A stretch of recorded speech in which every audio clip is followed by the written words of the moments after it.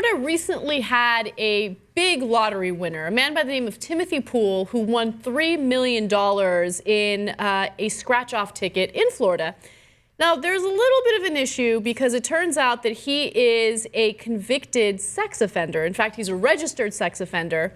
And the two people that he sexually assaulted were boys back in the 1990s. So let me give you the background of that. In 1999, according to reports, he was arrested for allegedly sexually abusing a 9-year-old boy. He ultimately pleaded guilty to attempted sexual battery as part of a plea bargain, and he served 13 months in jail. So stop right there. It's amazing, okay?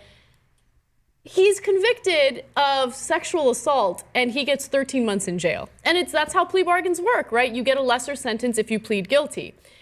He was actually released on probation, which was revoked in 2003 after he ditched his mandatory counseling sessions. He was then sentenced to another 3 years in jail, okay?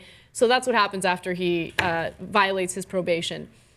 Now, interestingly enough, he wins this lottery, and there are no laws in the state of Florida against registered sex offenders winning lotteries. So he can collect the money, there's no problem. But now the two victims are coming forward, they're unidentified, and they want a part of his winnings.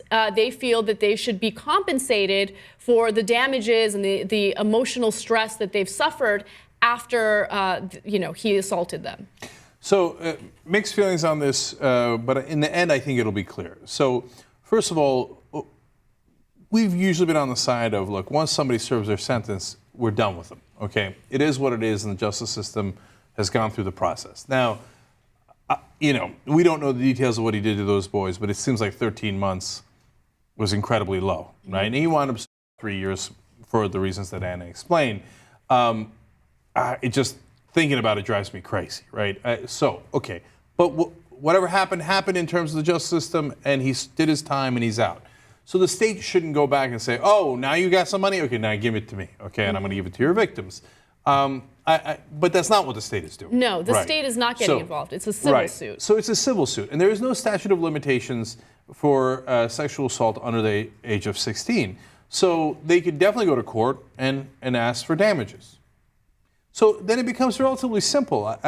Of course they have a right to do that, and they will do that, and then the jury will decide how much damages they should get. Yeah, originally I thought that this would be a difficult story to rule on, just because I didn't know whether or not it was the state going after him. How is this going to work?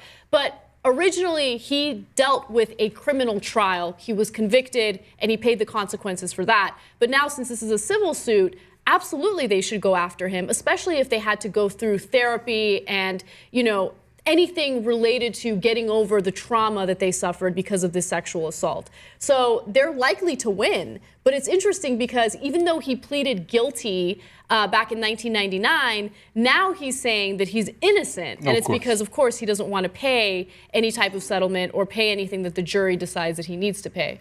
His friend, Floyd Snyder, says he's a very positive person, very kind, giving. I think that's why he won. It's Christmas time, and the dude deserves a break.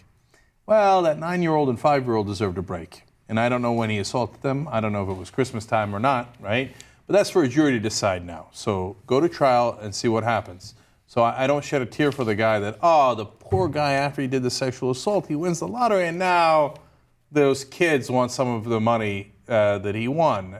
Look, man, civil is different than criminal. You're not being retried for that same crime. It's a totally different situation here in a civil proceeding. So sad day for you, and it was a far worse day for those kids. Absolutely.